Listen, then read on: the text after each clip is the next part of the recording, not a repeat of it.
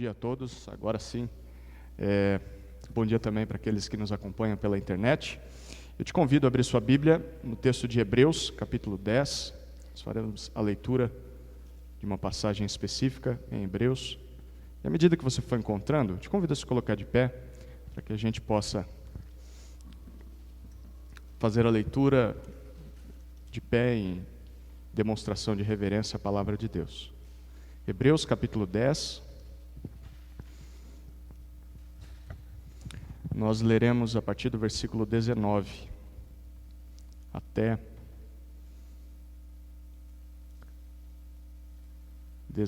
o versículo 27. Hebreus 10, de 19 a 27. Assim diz a palavra de Deus. Portanto, irmãos, tendo coragem para entrar no lugar santíssimo, por meio do sangue de Jesus, pelo novo e vivo acesso que ele nos abriu através do véu, isto é, do seu corpo, e tendo um grande sacerdote sobre a casa de Deus, aproximemo-nos com coração sincero, com a plena certeza da fé, com o coração purificado da má consciência e tendo o corpo lavado com água limpa. Sem vacilar, mantenhamos inabalável a confissão da nossa esperança, pois quem fez a promessa é fiel. Pensemos em como nos estimular uns aos outros ao amor e às boas obras. Não abandonemos a prática de nos reunir, como é costume de alguns, mas pelo contrário, animemo-nos uns aos outros, quanto mais vedes que o dia se aproxima. Se continuarmos intencionalmente no pecado, depois de receber o pleno conhecimento da verdade, já não resta mais sacrifício pelos pecados, mas uma terrível expectativa de juízo e um fogo ardente que destruirá os adversários. Vamos orar. Querido Deus, nós queremos te agradecer por essa manhã, te agradecer por podermos nos reunir mesmo diante de tanta crise que temos vivido. Nós lamentamos pela pandemia, lamentamos pelas vidas que estão sendo ceifadas por essa doença, lamentamos pelas pessoas que têm sofrido indiretamente com tudo isso, financeiramente, emocionalmente. Nós lamentamos, Senhor, por aqueles irmãos que gostariam tanto de estar aqui e não podem, porque fazem parte do grupo de risco. E lamentamos também, Senhor, por não podermos ver aqueles que poderiam estar aqui, mas decidiram não estar. Nós lamentamos, Senhor, porque gostaríamos de vê-los, gostaríamos de encorajá-los e sermos encorajados por eles. Sabemos, Senhor, que tudo isso é novo, sabemos que nós estamos aprendendo com tudo isso. Ajuda-nos a não julgarmos uns aos outros, sem que o crivo seja a Tua palavra.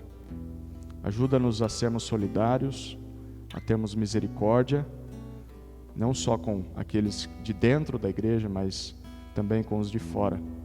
Ajuda-nos a sermos generosos. Nós queremos colocar em prática hoje aquilo que a gente pensou durante a semana, em como poderíamos nos estimular ao amor e às boas obras. Por isso, nos reunimos para que coloquemos em prática todo esse nosso planejamento. Nós sabemos que o dia se aproxima e não queremos viver intencionalmente no pecado, porque essa é a vida de quem vai enfrentar o juízo do Senhor. Queremos viver como aqueles que de fato têm acesso ao Santo dos Santos, por meio do sangue de Jesus. Aqueles que vivem em santificação e vivem em reunião. Assim oramos, no nome de Jesus Cristo. Amém. Muito bom. Nós vamos dar sequência hoje àquele tema que já percorreu 3 domingos, né? Que é uma definição bíblica de culto, a definição dessa igreja, né? Do nosso presbitério, e que vocês estão recebendo em primeira mão, porque o contexto exigiu essa definição, né? Se você for olhar para a história da teologia, da construção teológica da igreja, você perceberá que as doutrinas foram compiladas, os teólogos na história eles foram produzindo material teológico por causa da demanda da sua época. Então, por que, por exemplo, foi necessário definir um cânon bíblico? Né, os livros que são inspirados por Deus, perceber quais são. Porque surgiu um herege lá no início da igreja primitiva, que começou a dizer, olha, tem livros que são inspirados, tem livros que não são, e a igreja dele estava crescendo. Então aqueles que criam na inspiração dos livros do Novo Testamento disseram, não, peraí, você não pode negar a inspiração bíblica, a inspiração divina desses livros. Então, por isso a igreja fez aqueles concílios, aquelas reuniões para definir quais livros eram inspirados. O tempo foi passando e foi necessário definir sobre Jesus, a cristologia. Jesus como plenamente homem, plenamente Deus. Por quê? Porque houve alguém que estava ameaçando isso, dizendo que Jesus não era Deus. Então, por isso surgiu a compilação, a escrita de uma doutrina tão completa a respeito de Cristo. Os teólogos da época viram as ameaças e disseram, nós precisamos chegar a algumas conclusões. Vamos fazer documentos que digam aquilo que a Bíblia fala sobre esse assunto. E ao longo da história, se você olhar para temas, como por exemplo a Trindade, temas como a doutrina da igreja, a doutrina do pecado, eles foram sendo desenvolvidos, os documentos foram sendo escritos, as confissões de fé, por causa do ambiente. E nós temos vivido uma situação nova, eu creio que na história aí da teologia, nova porque hoje nós temos a tecnologia que faz com que o que nós fazemos hoje seja repercutido em qualquer canto do mundo. Nós já tivemos pandemias assim na história da humanidade, mas nenhuma com essa possibilidade de alcance, de comunicação, de informações. E uma coisa interessante que normalmente acontece no estudo teológico é que todos esses documentos, todas essas resoluções teológicas foram feitas para um contexto específico, para aquela época. Respondiam perguntas daquela época. Muitas vezes nós queremos trazer todo esse conteúdo para a nossa época e tentamos responder as mesmas perguntas daquela época, só que na nossa época as pessoas não estão fazendo essas perguntas. Então, é por isso que muitos jovens, muitos adultos até, eles não têm tanta vontade de sentar e ouvir sobre teologia. Por quê? Porque esses tópicos não respondem aos questionamentos de hoje. Estão respondendo questionamentos do século XVII, do século XVIII, e nós já estamos em outra época. Então, estudar isso é bom? É bom, como estudar a história da teologia, para conhecer a história. Mas nós deveríamos produzir teologia também para os dias de hoje, respondendo perguntas que as pessoas têm hoje. E esse é um dos temas que as pessoas têm feito hoje, sobre o culto. Nós fomos impedidos por um certo tempo de nos reunir, nós temos um grupo limitado de pessoas aqui, nós sabemos que há pessoas que não podem estar aqui, nós sabemos que há pessoas que poderiam estar aqui, mas não estão aqui, nós sabemos que há um conflito muito grande na política e há muita confusão também no nosso meio evangélico sobre o papel do Estado e o papel da igreja. E todas essas são situações do nosso ambiente, que só nós estamos vivendo hoje, em maior dimensão. E nós temos tentado achar respostas para essas perguntas. Quem sabe fica uma dica para uma próxima aula, Gideão? Sobre a influência, Gil? Do Estado para com a igreja. Porque a impressão, eu não vou falar sobre isso, nós não vamos falar sobre isso hoje, mas a impressão é de que muitos cristãos compreendem Estado como acima da igreja. E uma vez que ele dá uma ordem, a igreja tem que se submeter de qualquer maneira. Só que isso é um problema quando o Estado, por exemplo, cerceia o culto. Ele começa a perseguir os cristãos. Então, se isso é a verdade, e quando o Estado diz, vocês não podem mais se reunir, o que a igreja faz? O que a igreja fez ao longo da história? Ela parou de se reunir? Não. Então, ela desobedeceu ao Estado. Mas como se o Estado está acima dela? Esse é um tema interessante para a gente responder numa futura aula, mas não é hoje, tá bom? A aula de hoje é sobre culto. A gente não chegou lá ainda, porque nós estamos respondendo a um questionamento atual. Estamos tentando produzir algo para a nossa geração. E quem sabe isso vai alcançar outros irmãos do mundo todo, pode ser. Mas nós queremos ressaltar para aqueles que nos acompanham também pela internet, de que essa é uma resolução nossa, da Igreja Batista no Jardim Imperial. Então nós não estamos dizendo que quem pensa diferente é um herege, e que não tem comunhão conosco de maneira nenhuma. Outras igrejas têm a liberdade de tomar outras decisões, chegar a outras conclusões, e isso não é central à doutrina cristã. Então, divergir de nós nessas áreas não constituiria, pelo menos nas nossas aplicações, né, não constituiria uma heresia, né? Então nós não somos inimigos de quem pensa diferente, desde que olhe para a Escritura e tire suas próprias conclusões, respeitando o contexto e o que a Bíblia ensina. Eu tive um professor de seminário que dizia assim: eu tolero a sua divergência, eu respeito qualquer pessoa que discorde de mim, e eu respeito qualquer posição teológica, por mais que seja esdrúxula, ridícula, desde que a pessoa abra a Bíblia e mostre que a convicção dela está baseada na Bíblia. Talvez ela esteja interpretando errado os textos, mas ela está sendo honesta em tentar achar na Bíblia a fonte dos seus pensamentos. Nós vamos dialogar.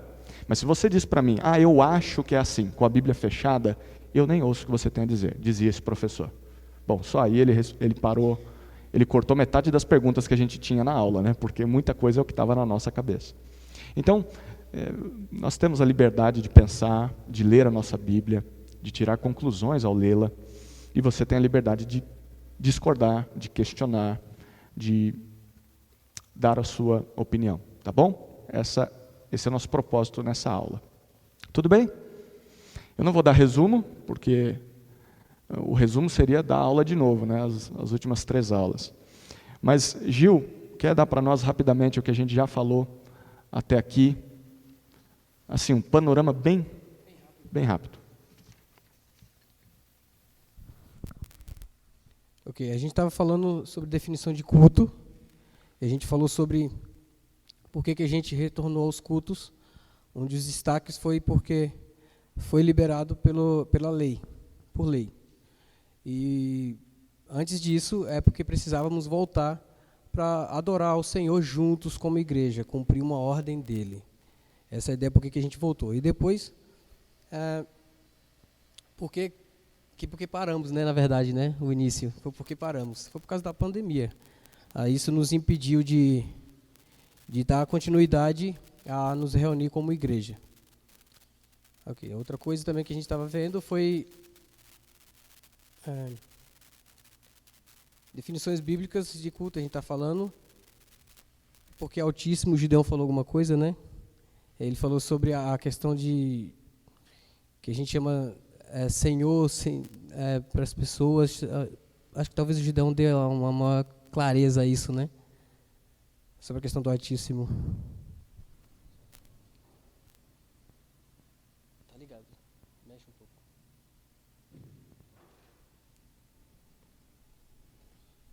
Som.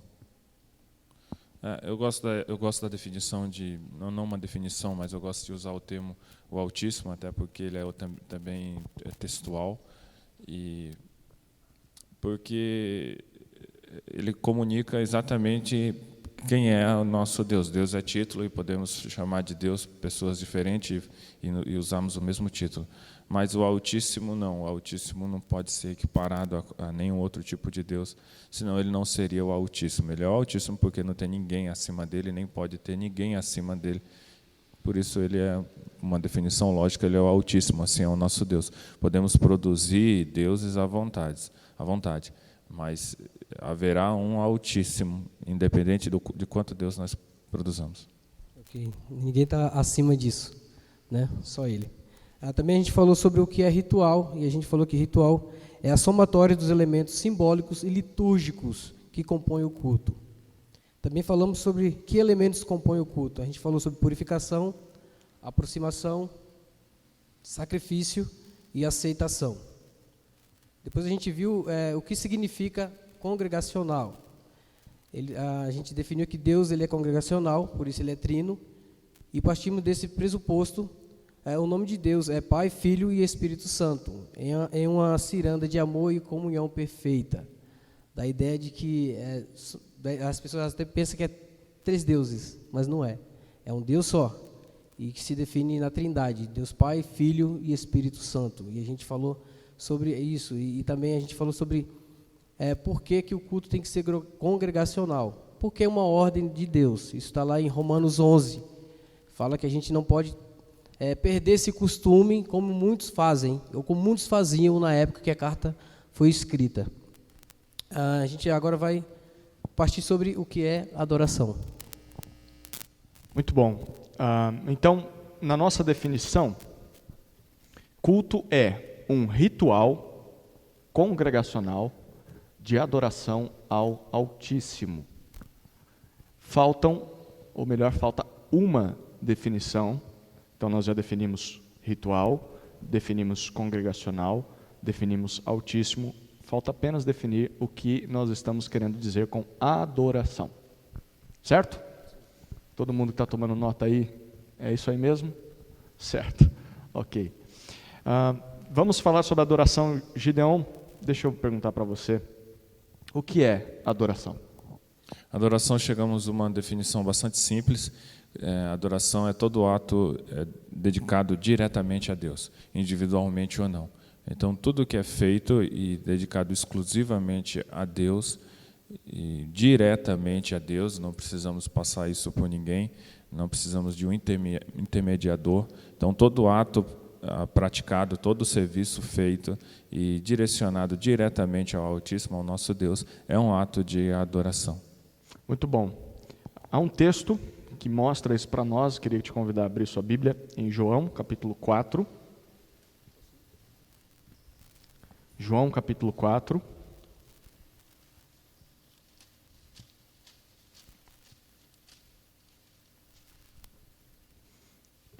Versículos 23 e 24. Eu vou só dar o contexto aqui e o Gil vai ler para nós.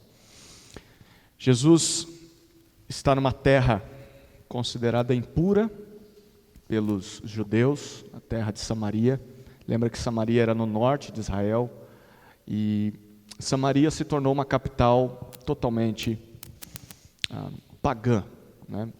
Uma mescla de judaísmo com paganismo. Os samaritanos, que eram os que moravam ali na capital em Samaria, quando Israel caiu, hoje à noite a gente vai falar um pouquinho sobre isso, quando Israel cai sob a conquista do rei Senaqueribe da Síria, Senaqueribe ele mata muitos soldados de Israel, mas ele tem um plano de acabar com a nação de Israel. Não é dizimando a população. Ele traz povos de todas as etnias, de todas as nações, para dentro de Samaria. E a capital ali em Israel, que agora é Samaria. E esses povos se casam, têm filhos, e assim ele esfacela a religião judaica no norte. Então, daí se cria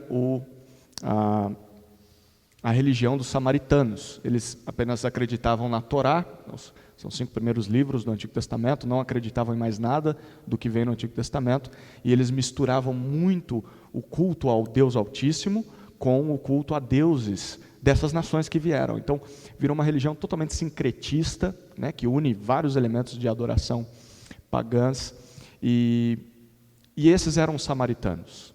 Eles buscavam a Deus em Siló, que era um monte ali em Samaria. Eles cultuavam a Deus à sua maneira, e eles eram inimigos religiosos, digamos assim, dos judeus. E os judeus, o pessoal do sul, se orgulhava de ter ficado ao lado de Deus, de não ser idólatra, e por isso os samaritanos eram considerados impuros para os judeus. Jesus vem do sul. Jesus vem de uma cidade chamada Belém. Jesus nasce em Belém e mora em Nazaré na sua infância. Só que nas suas andanças, Jesus prega para todo Israel. E ele vai até o norte numa dessas andanças, chega a um poço em Samaria. Os discípulos dele, eles estão caminhando há muito tempo, os discípulos dele vão comprar comida e água. A comida, né? Porque a água tem lá no poço. E aí Jesus fica sozinho. E ele encosta ali no poço para descansar, e aparece uma mulher, uma samaritana. Essa samaritana vem buscar água nesse poço. E aí Jesus começa um diálogo com essa mulher, totalmente inapropriado para um judeu da época. Primeiro porque ela era mulher, não se conversava teologia com mulher. Na verdade, um rabi, um mestre, nem poderia estar conversando com uma mulher publicamente. E ele faz isso. Ele quebra essa barreira social, cultural que havia. Segundo, porque ela era samaritana. O judeu não poderia conversar com o samaritano, porque senão ele se tornaria impuro e ele seria execrado pelo seu povo. E Jesus faz isso, porque ele está mostrando que essas imposições culturais não estavam na agenda de Deus. Deus nunca tinha planejado fazer essas coisas. E Jesus começa a puxar um assunto espiritual com aquela mulher, com base no que ela foi fazer no poço. Ela foi atrás de água, e aí a conclusão de Jesus nessa conversa é: essa água você vai tomar e daqui a pouco vai ter sede de novo. Mas eu vim para dar uma água que sacia a sua sede eterna pelo divino, pelo Altíssimo. E se você beber das minhas águas, rios fluirão, rios de água viva fluirão de você. Você vai encontrar a verdadeira satisfação da vida, você não vai mais ter sede espiritual. E aí nesse diálogo fantástico, vale a pena você ler depois em João 4, novamente, né? Eu sei que muitos já leram. Essa mulher, quando entende isso, ela volta para sua terra e é uma missionária ali em Samaria. Ela começa a pregar: eu encontrei aquele que mata a nossa sede, a sede espiritual. No meio do seu diálogo com a samaritana, é aí que nós chegamos nos versículos 23 e 24, Jesus diz: olha, mulher, ele está tentando entrar num assunto espiritual e ela está tentando fugir pela tangente. E aí ela usa o argumento de que, eu não sei quando, conforme, em que lugar que se deve adorar, né? Vocês adoram lá em Jerusalém, a gente adora aqui em Siló a Deus. Como que se adora a Deus? Qual é o jeito certo de se adorar a Deus? Aí Jesus diz no versículo 22, vós adorais o que não conheceis. Vocês se tornaram tão pagãos que vocês adoram, achando que estão adorando a Deus, mas não estão adorando ao Deus Altíssimo. Estão fazendo culto, mas não ao Deus Altíssimo. E ele diz, nós, judeus, cadê o versículo 22? Nós adoramos o que conhecemos, porque a salvação vem dos judeus. E aí Jesus tinha dito no versículo 21, está chegando a hora, e a hora já chegou, em que não vão se adorar a Deus nem no monte Siló, onde vocês adoram, nem no monte lá em Jerusalém, onde nós judeus adoramos. Mas vamos adorar a Deus aonde? Versículos 23 e 24, Gil. No entanto, está chegando a hora, e de fato já chegou, em que os verdadeiros adoradores adorarão o Pai em espírito e em verdade. São estes os adoradores que o Pai procura. Deus é espírito, e é necessário que os seus adoradores o adorem em espírito e em verdade. Um texto muito conhecido, né? E às vezes tirado do seu contexto. O que Jesus está dizendo? Vocês cultuam num local, nós cultuamos em outro, nós cultuamos ao Deus verdadeiro, vocês não, apesar de acharem que estão fazendo isso. Mas ele diz, mas chegou a hora, com o meu advento, com a minha vinda a esse mundo, de que os verdadeiros adoradores não vão adorar a Deus em um local, eles adorarão a Deus em espírito. Em todo o tempo, em todos os lugares, espiritualmente. É esses o que o Pai procura. Esses são os adoradores que ele busca. E eles vão adorar ao Pai no Espírito e em verdade. Com base na verdade, vão conhecer a verdade e à medida que conhecem a verdade, são libertos por ela para cultuarem a Deus, adorarem a Deus em Espírito. Então a adoração é em Espírito, não mais num local, não mais só num determinado momento, em todo o tempo. Feita por adoradores, indivíduos que são em essência adoradores. Não é que você adora em alguns momentos. A sua identidade, se você conheceu, se você bebeu dessa água que Jesus oferece, a sua identidade é de adorador ou de adoradora. Certo? E aí ele diz no versículo 24, por quê? Porque Deus é Espírito. E por isso é óbvio, é necessário que aqueles que o adorem no Espírito. Mas não é apenas uma adoração interna espiritual, mas precisa ser fundamentada na verdade. E é isso que Jesus diz. Então ele une o Espírito e a doutrina, a verdade. Interessante, né? Hoje em dia as pessoas ou focam em uma ou focam em outra somente, né? Igrejas que é só doutrina, nada de manifestação do Espírito, nada de... tudo que for espiritual a gente tenta deixar de lado. E outras igrejas que fazem, não, nada de doutrina, a letra mata, só queremos o Espírito, né? Só queremos cair aqui de unções e tal. E Jesus diz, não, é a junção das duas. Você se fundamenta na verdade, mas a adoração é em Espírito, né? E nós temos que buscar esse equilíbrio. Então a adoração, Gideon, é todo serviço dedicado exclusivamente a Deus, ao Altíssimo. Então, nesse tempo que ficamos sem o culto, não fomos de forma alguma impedidos de adorar e continuar adorando a Deus. Então, todo ato que fazemos dedicado, né, não que automaticamente ele é um ato de adoração, mas se ele é feito dedicado diretamente ao Altíssimo, é um ato de adoração. Então, nós não precisamos nos reunir como igreja para adorar a Deus. Então, qualquer pessoa, em qualquer lugar do mundo, sem ter nunca nem lido um verso sequer da Escritura, se Deus se revelou a ele e ele depositou a fé em Cristo, ele pode adorar a Deus lá sozinho, em qualquer lugar que ele esteja. Sem nunca ter ouvido falar ou ler um verso sequer. Às vezes a gente cerceia isso como se limitasse a ação do Santo Espírito ao milagre da salvação, se não fosse pela revelação escrita, mas Deus se revela quem Ele quer, como Ele quer. E, então, qualquer pessoa, em qualquer lugar, ele pode adorar a Deus se ele entrega a vida dele como Salvador, ao Salvador Jesus Cristo, né? O que também fazemos aqui no culto. Então, o nosso culto é inevitavelmente também um ato de adoração. Mas adoração e culto não são necessariamente a mesma coisa, né? Gil, quer contribuir com algo? A questão da adoração é interessante, que o Gideão ele falou, todo ato praticado pelos santos tem que culminar em adoração.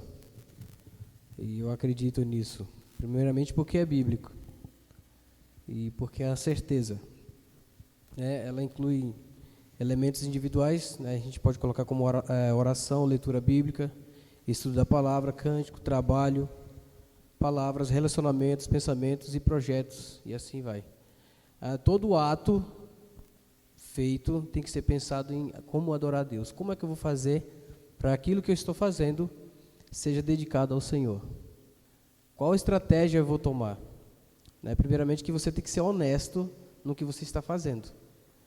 Se o seu relacionamento com alguém ele vai culminar em que Deus seja manifestado na vida da outra pessoa, ou no meio do seu relacionamento, então é adoração.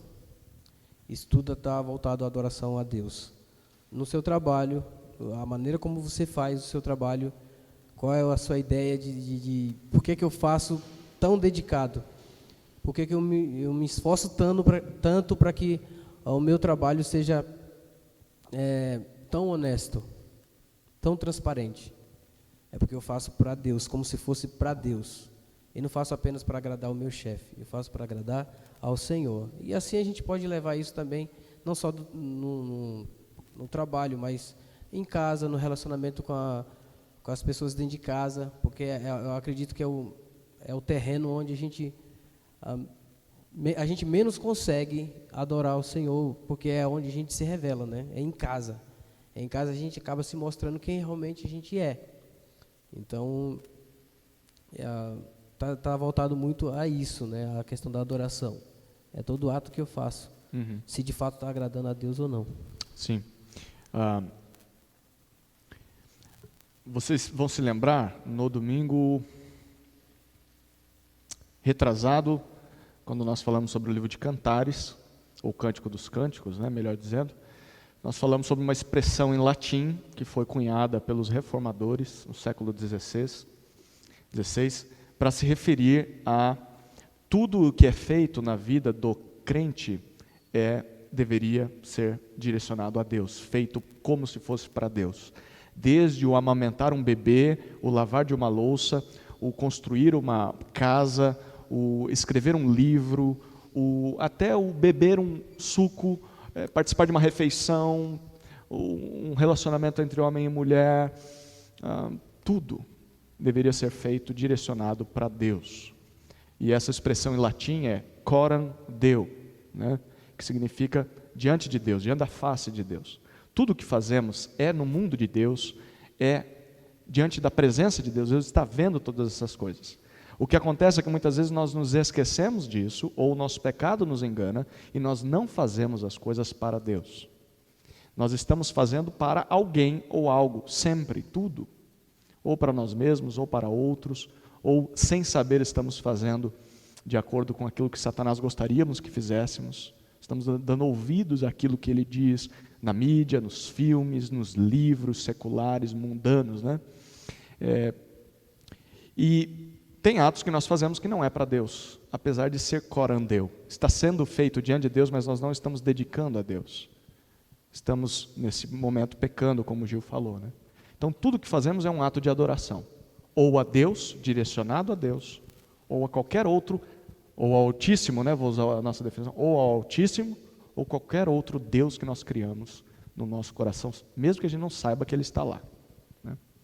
Então, a adoração é tudo aquilo que a gente faz direcionado a Deus na nossa vida. Seja ouvir uma música, que o pessoal chama de louvor, né? Ouvir uma música, fazer uma oração, ou cumprir as tarefas diárias, fazer a lição de casa, responder o professor que está lá chamando você no zap. E aí, não vai responder, não vai mandar o e-mail da tarefa que era para ter mandado e você não responde. Tudo isso deveria ser feito como ato de adoração também. Gideão queria... Por outro lado, nem tudo que é imediatamente identificado como adoração, nem sempre não é? Então, as pessoas falam assim, eu falo a verdade porque tem que falar a verdade mesmo. E às vezes fala a verdade não por amor à verdade, fala a verdade às vezes, para parecer mais sincera do que precisava, às vezes para afirmar uma personalidade que não precisava afirmar, às vezes uma verdade para não trazer luz, mas às vezes para trazer culpa, peso. Então, falar a verdade deveria ser sempre um ato de adoração, mas nem sempre é. Uma oração deveria ser exclusivamente dedicada a Deus, até porque falamos para Deus. Mas há orações que não são, há orações que está mais uma ideia de se fazer um discurso, está mais uma ideia de qualquer outra coisa que não diretamente para Deus. Então, coisas que deveriam ser automaticamente um ato de adoração, nem sempre são. Às vezes, coisas que a Bíblia regula, às vezes o bem é praticado de forma má, né? Por mais contraditório que possa dizer. Quando Jesus diz, né, esse povo honra-me, ele cita um texto do Antigo Testamento, honra-me com os lábios, mas o seu coração está longe de mim. O povo fazia aquilo que se esperava dele, né? Estava honrando a Deus, estava prestando sacrifícios, prestando culto, porém com intenções erradas, né? Motivações erradas. E Jesus está dizendo, olha, isso não é adoração. Vocês estão fazendo um ritual, mas não é, porque não é de coração, não é aquilo que vocês gostariam de estar fazendo por amor a Deus e ao próximo. É por qualquer outro motivo, né? O que isso significa? Que quando você está em casa, você adora a Deus. Quando está no trabalho, também deveria. Quando está aqui, também. Ou não. Ou não. Não é só porque você veio para esse local prestar um culto a Deus com o povo dele que você esteja adorando a Deus aqui. Você pode simplesmente estar aqui forçado, pode estar simplesmente aqui porque não tem nenhum outro lugar para ir, estar aqui porque a sua família sempre veio, estar aqui porque sabe que se não estiver aqui talvez possa ser amaldiçoado por Deus e tem medo de ser amaldiçoado por Deus. Está aqui talvez para receber bênçãos de Deus. Não estou dizendo que isso aconteça com todos vocês que estão aqui, mas talvez com aqueles que estão nos assistindo, isso acontece com todos nós. É uma tentação para todos nós.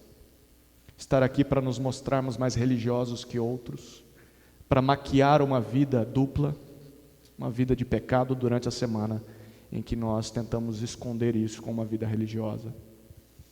Nem sempre aquele que está no culto está adorando a Deus. Ele pode estar sendo motivado por qualquer outra coisa, que não o próprio Deus. Que não o próprio Deus. Às vezes as pessoas têm uma ideia de que quem está aqui no palco, sempre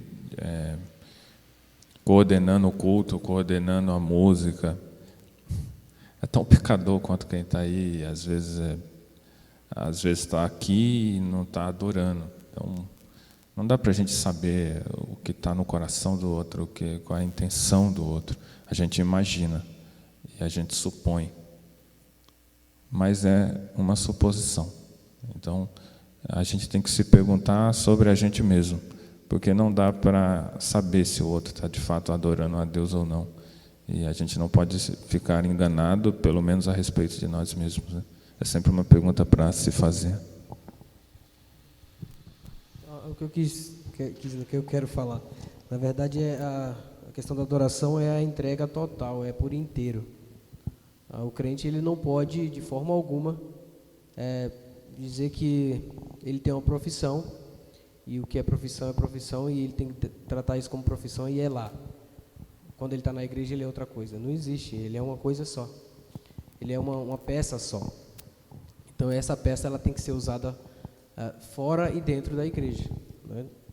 Então, a gente não pode fazer essa distinção. Eu já vi algumas pessoas famosas falarem, eu sou evangélico. Mas não condiz, a gente vê as atitudes mostradas pela mídia que não condiz, não parece ser. Você fica pensando, será que de fato é? E às vezes a pessoa está levando uma vida assim porque ela ainda não tem essa definição na sua cabeça de que ela é crente como um todo. Ela não é crente metade, ela é crente como inteiro. Então tudo que ela faz, até mesmo quando ela está sendo exposta na mídia, as pessoas têm que ver ela e identificar ela como uma cidadã do céu, um cidadão do céu. Então não pode ter essa distinção. Então a gente está falando das pessoas que é vista aí, mas a nossa vida, nós que somos seres normais, né? A gente tem que fazer essa definição também. Tanto faz em locais que as pessoas nos veem, ou locais que as pessoas não nos veem, ou até mesmo aqueles locais que as pessoas não nos conhecem, ou nos conhecem bem. Não podemos agir de forma dupla, né? E sim de uma forma única. Somos crentes e devemos representar o Senhor aonde quer que estejamos. Somos os embaixadores dos céus e a gente representa Deus aqui na terra. Amém. Isso, eu creio que a Kelly fez uma pergunta na semana passada, né, Kelly? Sobre aquilo que a gente faz durante a semana, não sei se alguma coisa relacionada a isso, e a gente falou que ia responder nesse ponto. Respondeu a sua dúvida de semana passada ou não? Respondeu. Gideão está dando extensão da aula aqui, comentário. Quem quiser mais resposta, é só mandar um zap para o Gideão aí que ele... alguém tem alguma dúvida, algum comentário? Vamos encerrar aqui essa definição de adoração e a gente vamos direto para as nossas conclusões, que é tudo aquilo que a gente estava esperando desde a primeira aula, né? E aí, culto online existe ou não existe? É válido, não é válido? Vamos fazer ceia online? Não vamos? Vamos fazer batismo online? Não vamos? Agora a gente vai chegar nas nossas definições, nas conclusões, né? Mas antes disso, alguma pergunta, algum comentário, algum questionamento quanto às conclusões que chegamos, ou até mesmo uma discordância. Tem liberdade de falar, olha, eu discordo disso, eu acho que não é assim. Fique à vontade. Espera, vai chegar o microfone aí, Zé. Eu estava aqui pensando, né, sobre adoração, é algo muito sério, e tão sério quanto nós vemos na Bíblia, né? No Salmo 119, 105, se eu não me engano, fala para guardar a palavra no nosso coração para não pecar contra Deus, né? Então é ter a palavra, né? Sempre estar lembrando, mas junto com a palavra precisa estar a adoração. E na adoração, que eu estou entendendo aqui, para nós sermos adoradores de verdade, precisa ter uma sinceridade entre eu e Deus, né? E uma obediência, porque sem a obediência não tem como ser um adorador de verdade. Então, na minha vida, no meu dia a dia, até naquele momento que eu vou estar tendo, no meu lazer, na minha casa, assistindo aquele filme, eu tenho que pensar, né? Como eu posso estar adorando a Deus, aonde Deus entra nesse negócio, né? Se eu posso, de alguma forma, estar adorando, não estou falando que nós não devemos, mas se naquele filme nós podemos até mesmo aprender e tirar algumas lições de como seremos verdadeiros adorador de Deus, né? Então, porque muitas vezes quando nós nos colocamos como os verdadeiramente adoradores, vai ter muitas coisas em nossa vida que nós vamos iniciar e quando nós pensamos no temor e na obediência, né? aonde eu estou adorando a Deus, aonde entra o temor e a adoração a Deus nisso. Muitas vezes nós vamos evitar de fazer muitas coisas, né? Então, sempre nós pensar por onde nós estamos, nós sempre pensamos que somos servos, somos filhos de Deus, mas agora tem mais algo para estar pensando, né? Eu sou um adorador, e em tudo eu tenho que adorar. Nesse momento que eu estou aqui, né, onde entra a minha adoração. Isso aqui eu vou falar só um exemplo bem rápido do que aconteceu comigo na minha convenção. Eu amava muito capoeira, e eu fiz algumas aulas, troquei de faixa, competi em algumas festas de capoeira, e quando eu me converti, eu parei com tudo isso. Eu já tinha parado, só que depois que eu me converti, passando um tempo, eu conheci uma galerinha do meu serviço que fazia capoeira, e eu vindo eles gingando, cantando, eu comecei a gingar e entrar nesse ritmo de querer voltar. E eu conversei com o meu pastor. E o meu pastor, ele falou: Zé, para que você vai fazer capoeira? Qual é o propósito de tudo isso? Aí eu pensei, para ter uma vida mais saudável e como um esporte. Ele falou: não vejo nada de mal disso, mas quando você chega lá, você pergunta, né, se Deus está se agradando, né? Aí eu estou pensando agora, né, como que eu poderia me tornar um adorador de Deus ali no meio da capoeira.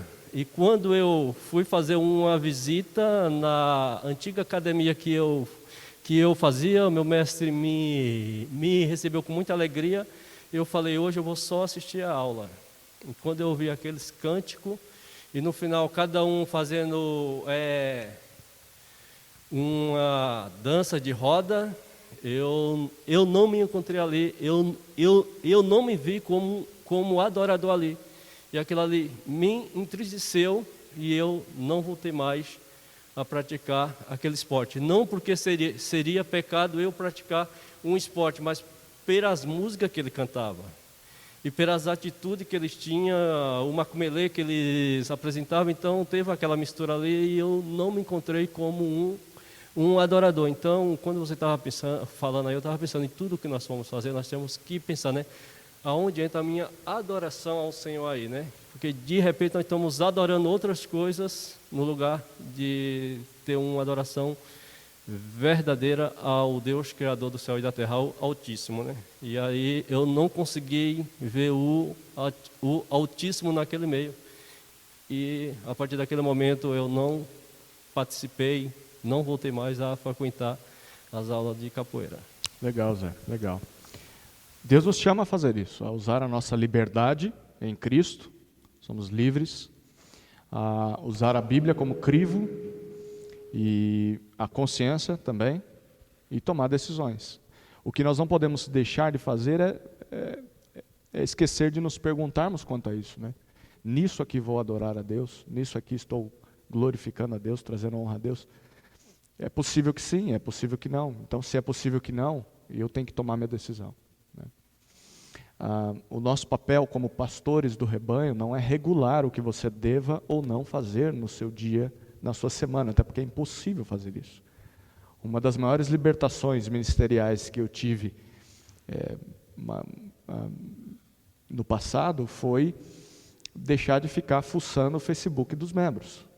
Eu ficava rodando lá e procurando o que fulano fez no final de semana, né? Ele está curtindo foto de quem? Ele curtiu a foto daquele que está em pecado.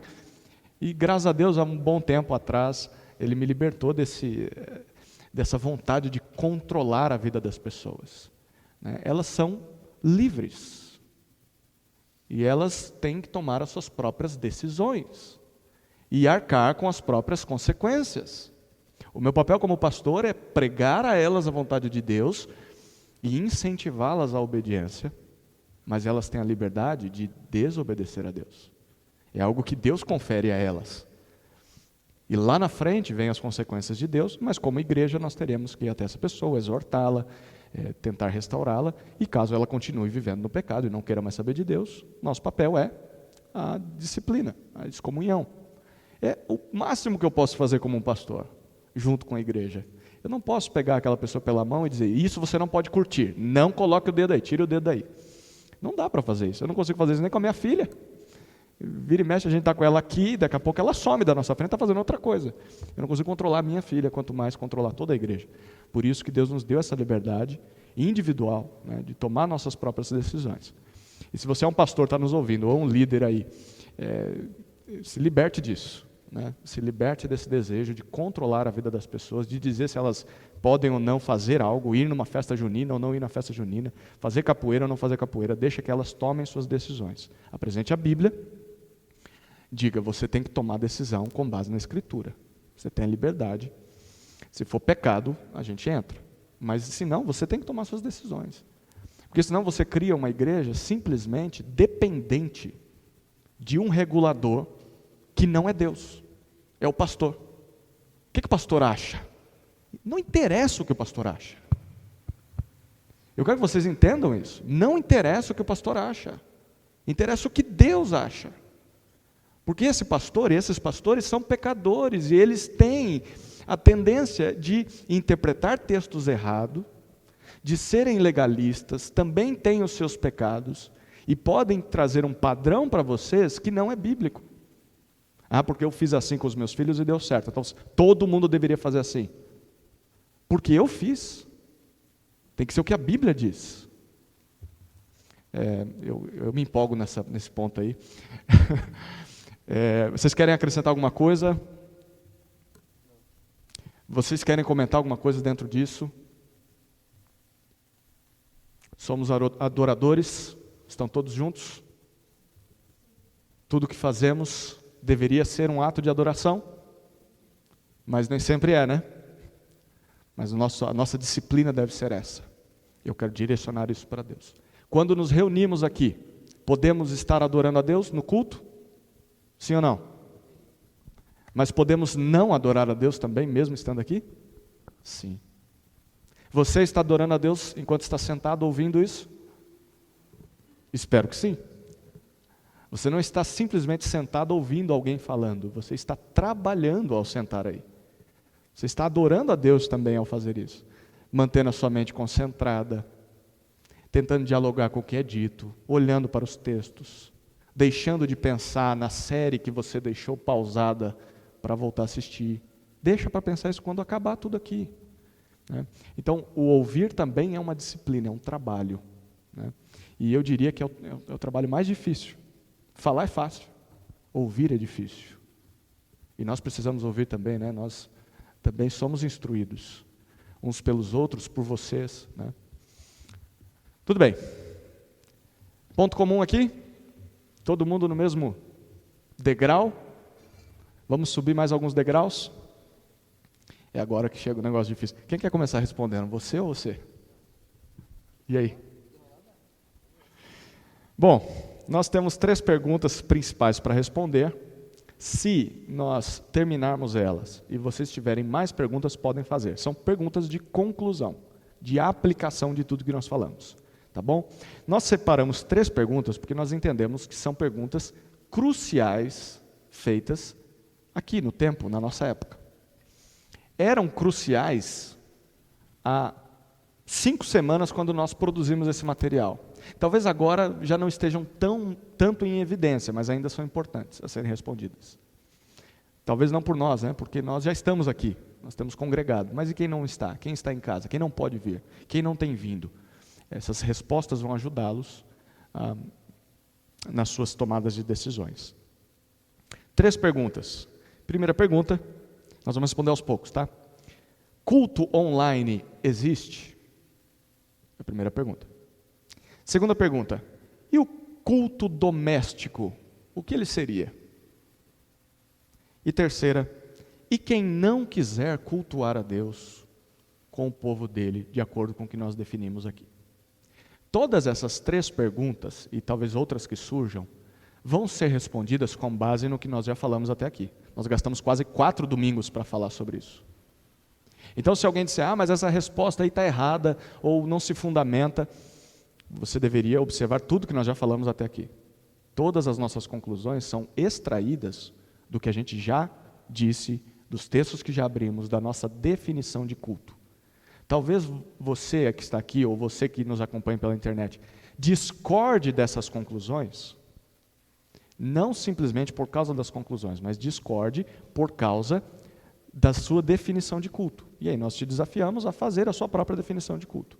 E depois responder essas perguntas. Não dá para responder essas perguntas sem ter uma definição de culto. Nós vimos algumas pessoas tentando responder, né, Gideão? Né, Gil? Mas elas não definiram culto ainda. Então, assim, fica difícil, né? Você fica é igual jogar futebol de sabão, né? Você não consegue ficar de pé. É um terreno escorregadio, porque você nem definiu o que é culto. E aí você já começa a dizer, não, mas culto online é culto mesmo. Mas o que é culto? O que seria culto para você? Então, nós definimos culto e agora vamos chegar a essas conclusões. Elas estão baseadas na nossa definição. Tudo bem? Quem quer começar aí? Primeira pergunta é, culto online existe? Sim ou não? Okay, eu vou entrar então. Vai lá. O culto online existe? A gente chegou à conclusão de que não. Por que não existe? A gente entende que o culto, na verdade, o culto online, ele é a reprodução, né, virtual de um culto que já está acontecendo. Ele está reproduzindo para que as pessoas assistam ele. Então a gente tem essa primeira definição aí baseado naquilo que a gente já viu, né, que o culto online ele não existe, ele é a reprodução, né, ou a transmissão de algo que está acontecendo, de um culto, ou já aconteceu, né? Ou já aconteceu, né? Então a gente chegou a essa ideia. Tudo bem? Alguém tem alguma coisa a dizer sobre isso? Aqui vai chegar a Solange.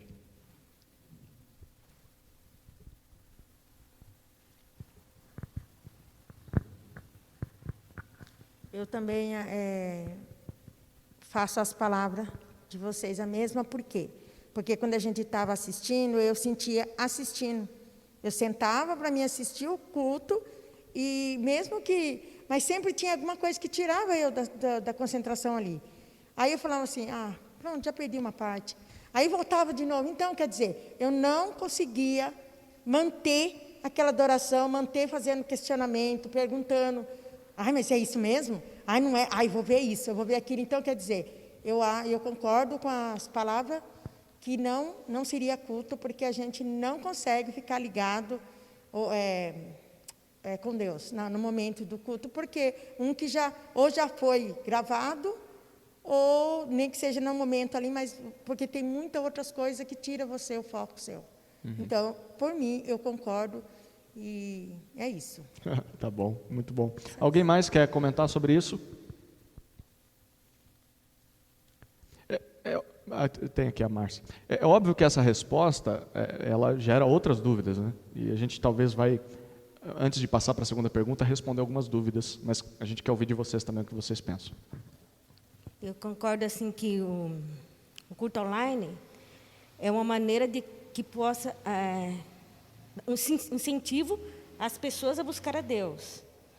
Mas que no momento que a pessoa está ali assistindo o culto, ela tem que fazer o culto pessoal, né? Deus e a pessoa. Seria o ato de adoração, Isso, que a gente definiu aqui. Deus e a pessoa, porque o culto é uma coisa oculta, né? Já fala que é oculto. Uhum. Então, eu acredito que é um incentivo para as pessoas. Mas se a pessoa não tiver esse culto entre ela e Deus, não está sendo um culto. Mas se ela estiver assistindo ali, e ela começar a acompanhar na Bíblia e ter um contato junto com Deus, torna um culto. Certo. A pessoa com Deus. Certo. Mas Na nossa definição, é isso seria o ato de adoração dela. O culto, ele vai envolver outras pessoas, né? Então, eu acho que a gente está dizendo a mesma coisa, só trocando os termos. Então, quando ela está... seria a segunda coisa que a gente diria aqui. O culto online não existe. Ele é apenas uma reprodução. Então, ele não é culto. Por mais que a pessoa chame, não tem problema chamar. Mas ela não é culto, de acordo com a definição que a gente fez. Mas a participação individual não é culto por quê? Porque o culto está acontecendo em outro lugar, né? Ou já aconteceu no passado, se é uma gravação. Mas a participação individual e a distância da pessoa assistindo o culto é um ato de adoração.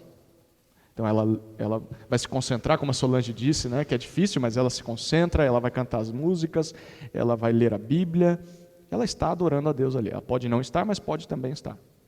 Mas isso não significa que ela está participando do culto. porque é impossível que ela participe. E por questões lógicas, eu usei na semana passada a ilustração de um programa de televisão da Ana Maria Braga, por exemplo. Né? Ou qualquer outro programa que você vê lá que o camarada ou a pessoa faz um prato de comida, uma refeição. Você não participa daquela refeição, você assiste à refeição, mas não participa. Seria a mesma coisa, algo está acontecendo na minha tela, lá está acontecendo, mas eu não estou participando disso. Eu posso estar assistindo o que está acontecendo e eu posso, no caso do culto que está sendo transmitido, eu posso adorar a Deus aqui, mas eu não participo do culto lá. Né? Se alguém perguntasse para nós, depois dessa aula aqui, e aí como foi a IBD? Quem estava presente? O que nós responderíamos?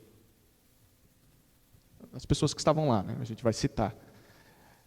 E talvez alguém diga, mas eu estava assistindo pela internet. Não, mas você não estava presente. Você não estava presente, você estava assistindo. Né? Mesmo se a gente estivesse transmitindo isso ao vivo, a pessoa não estaria aqui participando. Né? Ela estaria simplesmente assistindo algo que está acontecendo. Não sei se ajudou ou piorou, não sei, mas ficou claro? Eu acho que a gente está dizendo a mesma coisa. Né? Sim, sim. Eu entendi, sim. Certo, muito bom. Alguém mais quer comentar? A Sara fez assim, não, vai logo para a próxima pergunta. Gideon, então, se culto online não existe nesse sentido de definição de culto, o que existe é uma reprodução de um culto que está acontecendo ou aconteceu, é possível celebrar a ceia ou realizar o batismo online? Se não é possível o culto, logo elementos propriamente de culto, como a ceia memorial nossa e o batismo, obviamente que também não, né? Se o culto não é possível ser feito online, também a ceia e o batismo não seria coerente, não faz o menor sentido, né? Para a pessoa aceitar a possibilidade de uma ceia online e de um batismo online, ele precisa aceitar que existe também o culto online. Uma coisa leva a outra, é uma questão de coerência. Então, eu sei de igrejas, muitas igrejas, e igrejas legais, que fizeram ceia online. Então, eles também podem batizar online, e eles podem fazer o culto online. É uma questão de coerência. É preciso se inclinar sobre o texto e responder a essas perguntas com coerência, né? Precisa responder com coerência. Não dá para ir fazendo por fazer no automático. É preciso olhar para o texto e tentar responder. Como vamos ter que tentar responder outras questões que estão aí. José falou no começo sobre o Estado. O Estado logo, tomara que não, mas imagino que logo vai intervir em questões que dizem diretamente à igreja, como questão do aborto, como questão de descriminalização das drogas, como descriminalização do aborto, já falei, como a união homoafetiva, que já existe, como a adoção de filhos por casais homossexuais, todas essas questões. Logo o Estado já regulamenta muitas delas, mas logo o Estado terá um papel muito mais ativo nisso e teremos que responder, ou vamos reproduzir no automático, né? Então, não consigo ver a menor possibilidade de existir a ceia online, né? Muito bom. Só uma ponderação e até um esclarecimento para aqueles que nos acompanham, tanto aqui presencialmente quanto os que estão à distância, né? Assistindo a essa aula, né? Nossa decisão como presbitério, uma vez que nós retornamos os cultos, mesmo dessa maneira limitada, foi de não celebrar a ceia do Senhor até que todos os crentes possam participar. Nós sabemos que há irmãos que, por algum motivo, nós não entramos nos méritos dos motivos de não estarem aqui, poderiam estar e não estão, mas nós pensamos neles, oramos por eles também, mas nós estamos pensando mais naqueles que queriam estar aqui, mas não podem. Em visita a algumas irmãs mais idosas da nossa igreja, mesmo que pelo portão, né, Tamires, a gente tem feito isso, nós vimos irmãs chorando, porque a igreja é um refúgio para elas. E agora os problemas em casa se agravaram com os familiares em casa. E nós lamentamos com essas pessoas. E nós queremos participar da ceia com essas pessoas também. Então nós decidimos suspender a celebração da ceia do Senhor até que todos os nossos irmãos possam estar aqui. Ah, mas e se não quiser estar? Aí é outros 500.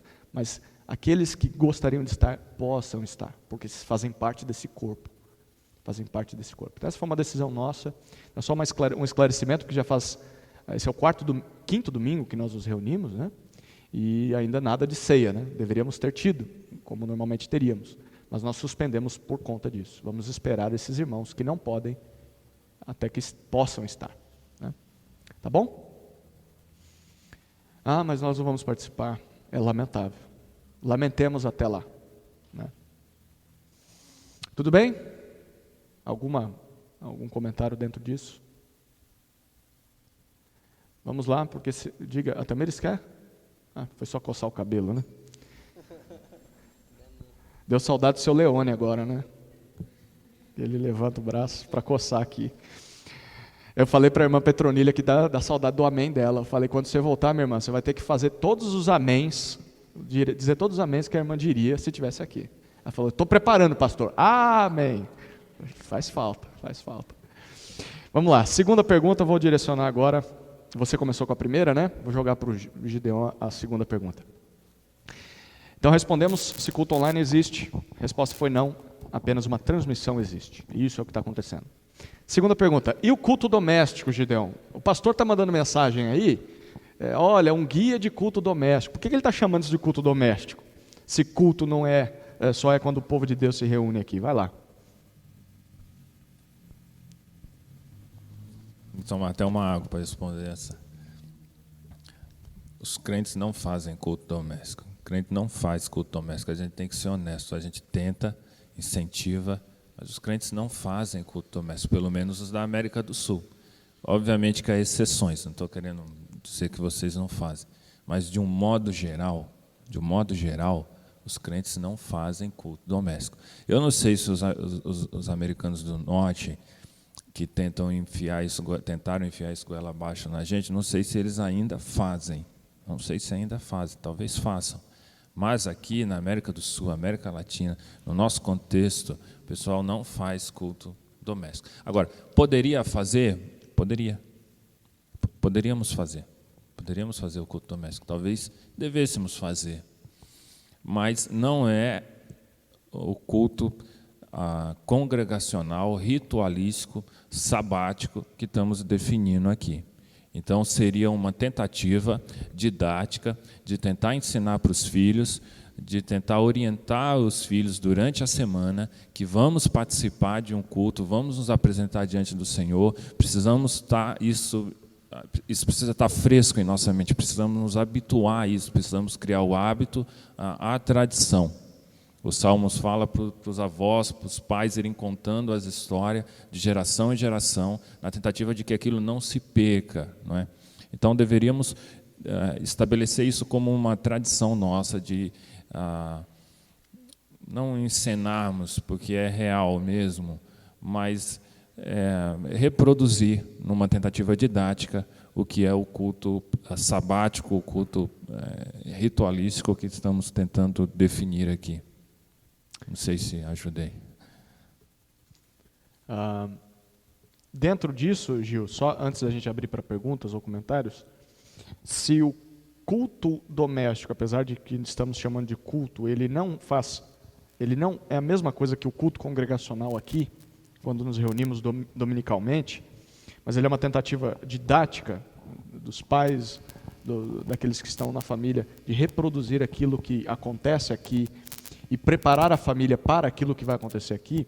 Diga para a gente, Gil, então, dentro daquela nossa definição de culto, de que culto é um ritual congregacional de adoração ao Altíssimo, onde o culto doméstico entraria nessa definição? Ok, então ele entra na ideia de preparar os de sua casa para que o culto coletivo aconteça. Ele está preparando os seus filhos. No caso, o pai aí, ou a pessoa que vai direcionar o suposto culto doméstico, estaria preparando a família. É uma maneira de purificação, de preparação, coisa que a gente deve fazer individualmente também, de nos preparar para o grande encontro, que no caso é o culto congregacional, todos juntos. Então, é uma maneira de preparar eles para esse momento tão precioso e que deveríamos encarar como precioso. Muito bom. Né? E às vezes a gente acaba não encarando de tal modo que aí quando chega na igreja a gente tem manifestações esquisitas. Certo. O que seria as manifestações esquisitas? Às vezes até mesmo um cumprimento estranho com o irmão, né? Porque você passou a semana inteira sem se preparar, sem querer estar ali. Então o culto doméstico também faz parte disso, de você querer estar no culto congregacional, né? Então se você não quer estar, você vai ter manifestações esquisitas, né? Joia. Gideão, queria... Só uma experiência pessoal. E render tributo também. Quem ensinava as historinhas e ainda ensina para Helena, ensinou para o Pedro e cantava as musiquinhas e tudo aquilo mais, tudo isso quem fazia em casa e faz com Helena é Juliana. E agradeço muito a Deus por isso. Talvez se ela for ver isso aí, ela vai ficar contente. Então, Só semana que vem. Então, todo o mérito, todo esse trabalho de base, esse trabalho cansativo e repetitivo, na hora de colocar o Pedro para dormir, na hora de colocar a Helena para dormir, ela cansada, com sono, aí contava uma historinha, a Helena mal começa, a Helena já quer pular para outra historinha e para outra, e tudo aquilo. Quem se desgasta com tudo isso é a Juliana. Mas ela também me cobrava, porque ela falava assim, você tinha que fazer com o Pedro e tal. O que estava na cabeça dela era que eu tinha que reunir todo mundo e cantar uma música, duas, fazer duas orações, pedido, e só oferta que não ia ter, porque o dinheiro ia ser só meu e dela mesmo, ia ser trocado de uma mão para outra. Mas ela imaginava que a gente deveria reproduzir tudo que fazemos aqui no culto congregacional. E eu queria ler o texto, ler no automático, mas aquilo não... Ler toda a escritura com Pedro e com Helena, vamos ler todo o texto, sem ter esse cerimonial, essa liturgia que temos aqui. Depois, com o tempo, ficou legal, ela já não cobra mais, então a gente consegue ler muito mais o texto sem fazer esse cerimonial, né? Certo. Cada família vai ter que descobrir o seu jeito, a sua maneira de fazer, mas é recomendável que se faça. E essa foi uma das oportunidades que a pandemia, apesar de todo o seu mal, trouxe para nós. Então, desde a primeira semana em que nós paramos nossas atividades, os irmãos têm recebido por WhatsApp, né, um guia. Mas eu não quero usar o guia. Não tem problema. Né? Desenvolva como Gideão e Juliana desenvolveram a melhor maneira para a sua família, que se encaixe na sua rotina, que se encaixe nas suas preferências, enfim. Mas se você não tem nenhuma noção de como começar, o guia serve para isso. Né? E a cada semana agora nós temos enviado o guia nas quartas-feiras com um trecho da pregação de domingo passado, né?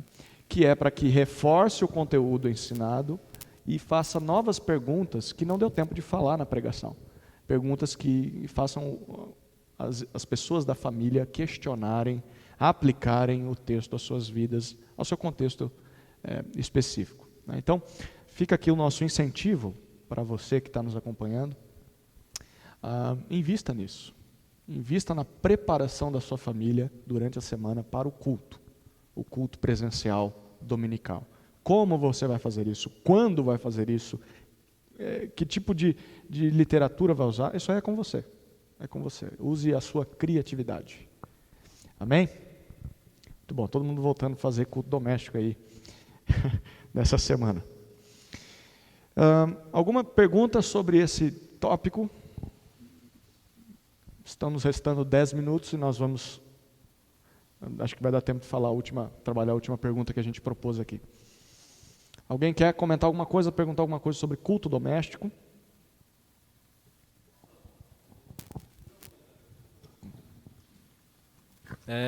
Eu sei que nessa área eu já me coloco como tem sido muito falho, né? já fiz muito, mas infelizmente terminei parando e precisamos voltar.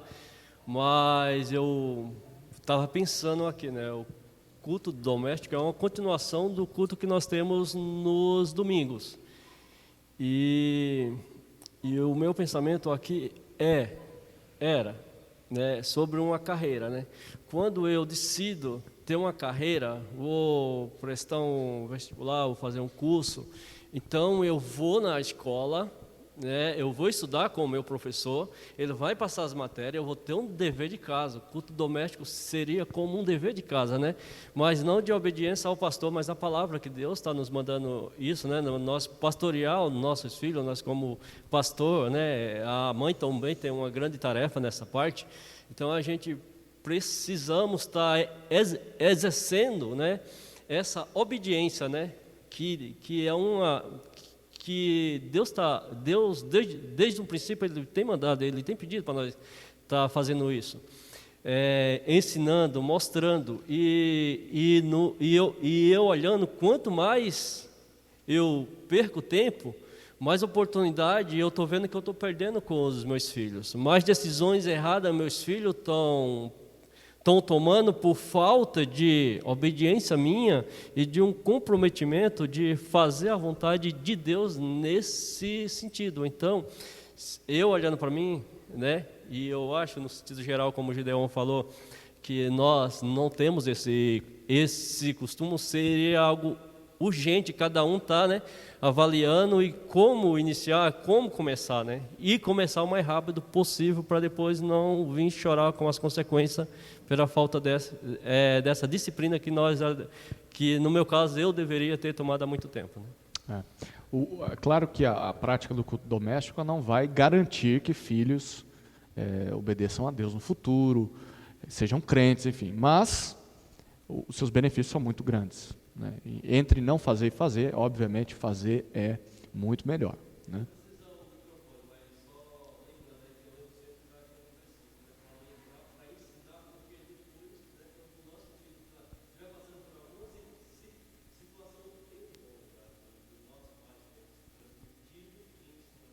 Sim, muito bom. Vamos para a última pergunta? Tínhamos 10 minutos, temos 5. Vamos rapidinho. Gil, e quem não quiser cultuar? A resposta aqui, tá, vai ser uma resposta não que se aplica em sua totalidade para os dias que nós estamos vivendo. Tá? Nós estamos considerando a diminuição dos efeitos do coronavírus, considerando que agora as pessoas, num futuro próximo, a gente tem orado para que seja no futuro próximo, as pessoas possam retornar aos cultos, não haja nenhum impedimento para que isso aconteça, certo? A gente sabe que ainda há, pela falta de uma vacina ou de uma cura para esse vírus, principalmente para aqueles que são de grupo de risco. Tá? Então a gente vai responder, mas você deveria entender essa resposta num ambiente de completa possibilidade de todo mundo estar aqui, né? Certo? É isso aí? Então vai lá. E quem não quiser cultuar, tendo a possibilidade de estar, imaginando um ambiente fora de uma pandemia? Digamos, a pessoa que dizer que eu não vou no culto, não quero. Não quero. Eu sou crente, não tem nada que me impeça de ir. Mas eu não quero ir. Ok. Então ela está descumprindo uma ordem de Deus. A gente já falou desse versículo antes, mas repetir. Hebreus, acho que é 10, 11. Obrigado. 10, 11, que diz que a gente não pode deixar de congregar como costume de muitos. Né? Tanto aquele povo lá os leitores de Hebreus, como também a gente. Não podemos fazer, porque o princípio é o mesmo. Não podemos deixar de cultuar o Senhor como costumes de muitos, né? Porque o sentido da vida consiste em cultuar o Senhor, em servir ao Senhor. Esse é o sentido da vida. A gente foi criado para o louvor do nosso Deus, para a glória de Deus, para dar glórias ao Senhor, né? A gente deve adorar o Senhor. A gente necessita adorar o Senhor. Precisamos fazer isso. Deus ele não precisa da nossa adoração, mas a gente precisa adorá-lo. Né? É uma ordem diretamente a nós. Isso lá em Eclesiastes diz o seguinte, Eclesiastes 12, 13 diz o seguinte: agora que já se ouviu tudo, aqui está a conclusão: tema a Deus e obedeça aos seus mandamentos, porque isso é o essencial para o homem. Temer ao Senhor e obedecer aos seus mandamentos, às suas ordens. Tema a Deus. Tema daquilo que Ele pode fazer contigo, caso você não esteja em obediência a Ele. E como eu sempre uso essa ilustração, uma brasa, ele longe da fogueira, longe do braseiro, ele vai se esfriar. E ele vai começar a praticar outras coisas que não condiz com a adoração a Deus. Se ele está longe, ele não vai conseguir fazer nenhuma adoração ao Senhor. Com certeza não vai. Porque ele está longe. Ele não quer saber de Deus. Ele não quer saber das orientações do Senhor. Então ele está infringindo uma lei dada a Deus diretamente a ele, né? A essa pessoa. Então ela está em total desobediência a Deus, porque ela não quer. Ela sabe da verdade, ela sabe da ordem que a ela foi dada, mas ela virou as costas. Joia. Gideão quer desenvolver um pouquinho mais essa resposta. O Gil citou Eclesiastes 12, dizendo que o sentido da vida consiste em conhecer e se realizar em Deus. Quer complementar isso? Talvez de tudo que falamos até aqui, talvez isso seja o mais importante, né? Imagino. Os irmãos querem abrir comigo num texto de Eclesiastes, capítulo 3. Eclesiastes, capítulo 3.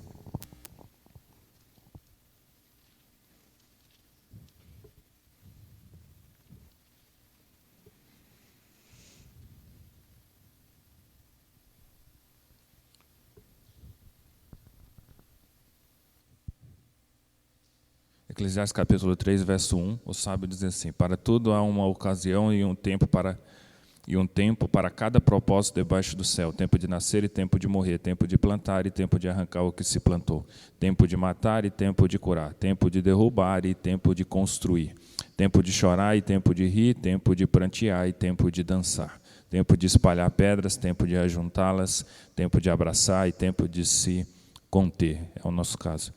Tempo de procurar e tempo de consistir, tempo de guardar e tempo de lançar fora, tempo de rasgar e tempo de costurar, tempo de calar e tempo de falar, tempo de amar e tempo de odiar, tempo de lutar, tempo de viver em paz. O que ganha o trabalhador com todo o seu esforço? Tenho visto o fardo que Deus impôs aos homens. O autor aqui está dizendo, olha, Deus colocou um fardo sobre os homens, um modo de viver cíclico. Ora ele faz isso, ora ele desmancha aquilo que ele fez. Faz e desfaz, ri num momento, chora em outro. Planta num momento e mal plantou, fica torcendo para brotar, para quê? Para arrancar o que plantou. E ele fala, isso é um fardo, é um peso para o homem, verso 10. Verso 11 ele diz assim, ele fez tudo apropriado, está se referindo a Deus, a seu tempo. Também pôs no coração do homem um anseio pela eternidade. Mesmo assim, esse não consegue compreender inteiramente o que Deus fez. Então, Deus colocou um fardo sobre os homens, todos os homens, mulheres também, aqui só para facilitar a linguagem. Deus colocou um fardo, vai plantar e mal plantou, já está preocupado em nascer para colher, vai costurar, daqui a pouco vai rasgar, e isso é cíclico, e faz e desfaz, e isso é cansativo. Aí o que Deus faz? Além de colocar esse fardo no coração das pessoas, Deus colocou um anseio pela eternidade, um desejo pela eternidade. Verso 11. Também pôs no coração do homem um anseio pela eternidade. Mesmo assim, este não consegue compreender inteiramente o que Deus fez. Verso 12. Descobri que não há nada melhor para o homem do que ser feliz e praticar o bem enquanto vive. Descobri que não há nada melhor para o homem do que ser feliz. Então, Deus colocou um fardo nesse homem. E o que ele busca? O que o texto fala que ele busca? O que interessa para esse homem, com esse fardo? O que o texto fala? Verso 12. Ser feliz. Então, todos buscam ser felizes. Blaise Pascal já disse isso. Os que se lançam à guerra e os que a evitam fazem pelo mesmo motivo, O que vai à guerra, vai em busca da felicidade. O que evita a guerra, evita em busca da felicidade. O cara que se mata, ele busca a felicidade, ele não quer essa vida. A morte, para ele, talvez seja mais feliz do que essa vida. Talvez ache um lugar de menos sofrimento, de menos angústia. Então, ele se mata porque ele busca a felicidade. E a morte, para ele, é melhor do que a vida aqui. Todos buscam a felicidade sem exceção. Cantamos até isso, temos até uma música que é para isso, todos buscam a felicidade e tal, tudo mais, conhecemos isso, os jovens principalmente. Mas o que esse homem deveria procurar? O que Deus colocou no coração dele? Verso 11.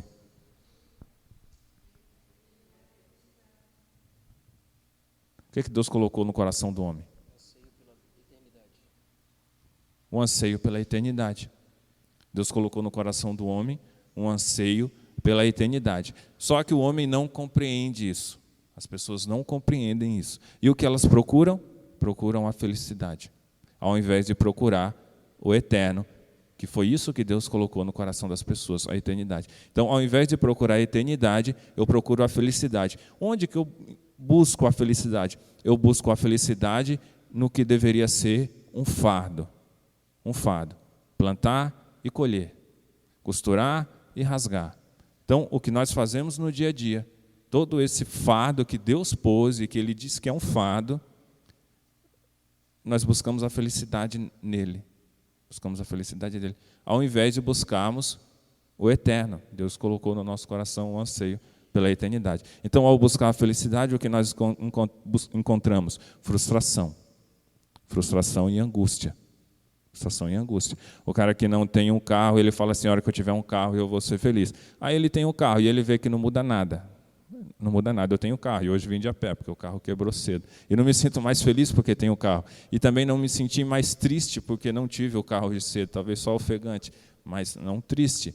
Aí o cara fala, a hora que eu tiver uma casa eu vou ser feliz. Não vai ser feliz, porque você vai ver que a casa só vai dar trabalho. A esposa vai reclamar porque você não faz o que deveria fazer, não cuida da casa como deveria cuidar, não traz felicidade. Mas a gente fica buscando nessas coisas, se distraindo com esse fardo que Deus nos colocou, tentando encontrar a felicidade. Só encontra angústia, tristeza e frustração. Se buscássemos o eterno, encontraríamos. Espero que já tenhamos encontrado. Se buscarmos o eterno, vamos encontrar. Mas nós buscamos a felicidade, ficamos nos distraindo com o que é o fardo. Então, não quero dar canelada para quem na cabeça de alguém pode vir, mas na cabeça da pessoa não pode vir. Não quero dar canelada para esse pessoal, porque está agora. Mas como José bem falou, depois que passar tudo isso, depois que essa personificação da ciência, que as pessoas personificaram a ciência, eu não sei quem é essa pessoa, a ciência, mas as pessoas personificaram a ciência e quero ouvir a ciência.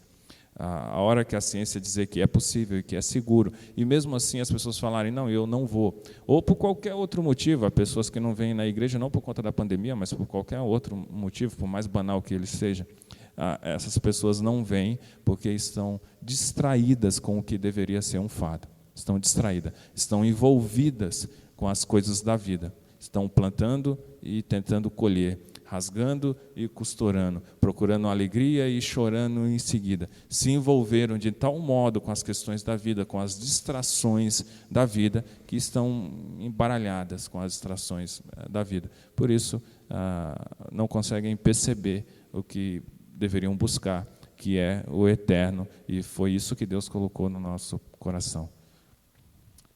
Acho que falei demais já. E eu acho que falou tudo. Só tolos vivem enganados sem saber o sentido da vida. É isso que o livro de Provérbios e Eclesiastes nos ensinam.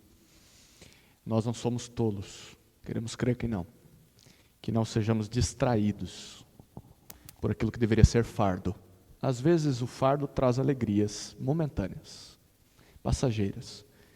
Deveríamos desfrutar disso, mas não colocar nisso a nossa esperança, a nossa vida em cima de tudo isso.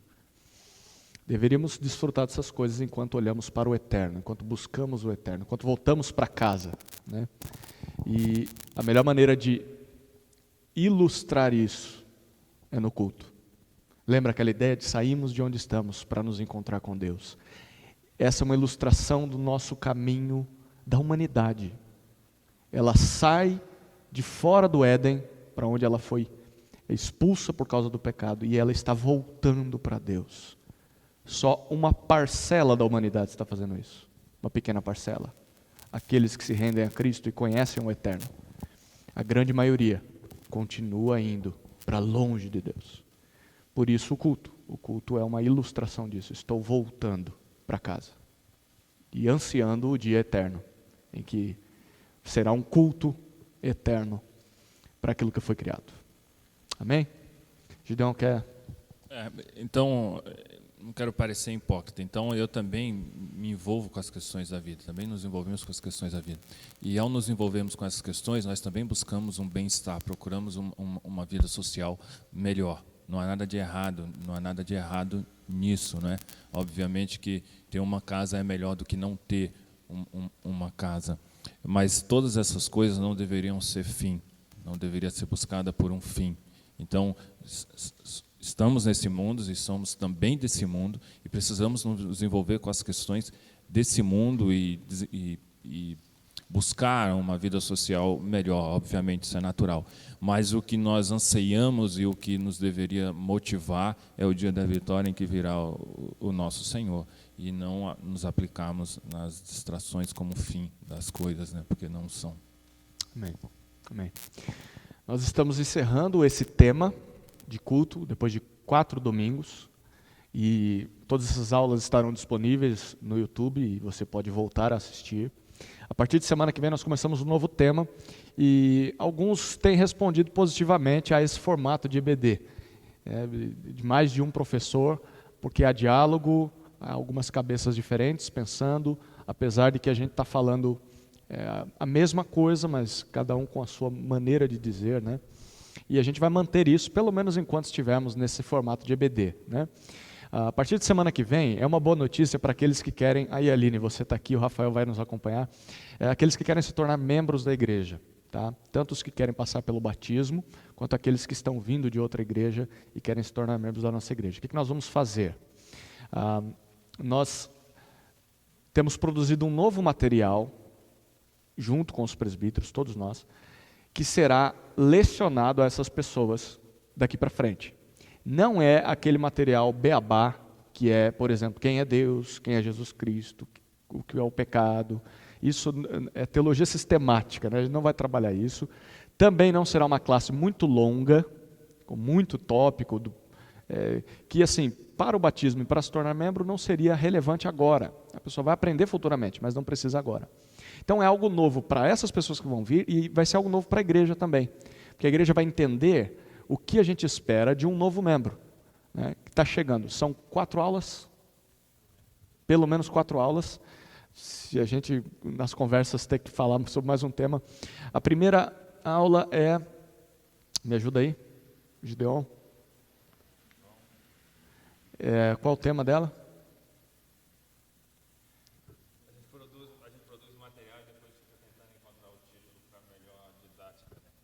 Bom, nós vamos falar sobre, por exemplo, o sentido real da vida e como voltar para Deus, como esse processo acontece. Segundo, como nós vivemos agora voltando para Deus, um relacionamento com Jesus, como deveria ser a nossa vida seguindo a Jesus. E, em resumo, tá? Não são todas as aulas. E a última, ou a finalização dessas aulas seria como nós fazemos isso, como essa igreja faz. Então, o que o homem deveria fazer? Crer em Cristo. E o que isso significa? Como é a vida seguindo a Jesus. E parte dessa vida envolve fazer parte de um povo, uma igreja. E como nossa igreja faz isso. Então, essa vai ser a proposta nossa para o futuro dessa igreja.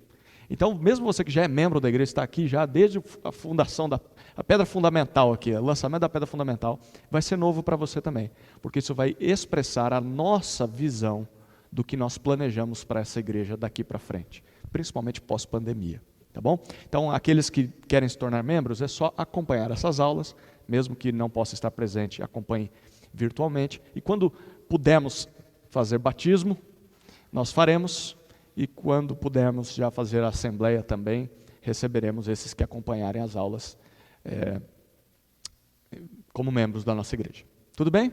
Então, Então, a partir do domingo que vem, começamos um conteúdo novo nesse tema aí. Certo? Tragam seus cadernos, porque vale a pena tomar nota, tá bom? Gil, ora para a gente encerrando, por favor. Vamos orar. Querido Pai, eterno Senhor, grande Altíssimo e Consumador da nossa fé, é a Ti que vai toda a nossa adoração. Muito obrigado, Senhor, por esse ensino, por aquilo que a gente definiu aqui, que possa ser aprovado pelo Senhor e que chegue num tom muito suave aos ouvidos dos irmãos e que eles compreendam a palavra do Senhor, mesmo na nossa limitação, a gente quis transmitir. Eu peço ao Senhor que tenha misericórdia de todos nós. Sabemos tão pouco do Senhor, mas o Senhor tem nos guiado, tem nos direcionado para Te adorar em espírito e em verdade.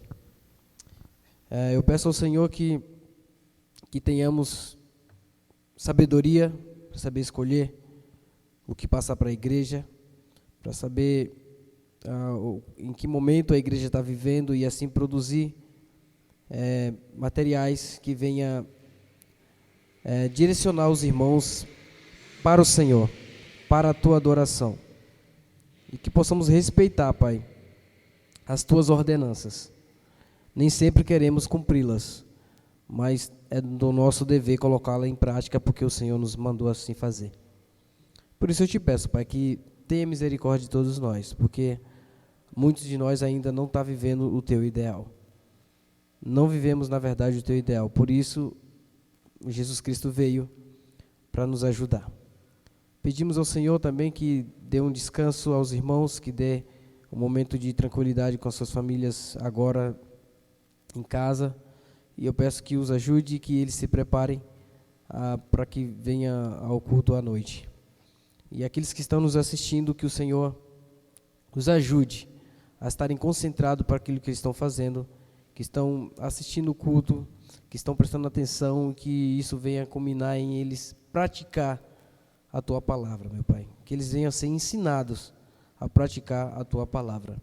Eu peço por aqueles que aqui estarão cultuando ao Senhor, que eles venham inteiro, não pela metade, mas que venham inteiro, que queiram estar aqui, que se preparem para estar aqui e que juntos possamos cultuar o Senhor como o Senhor merece, Pai.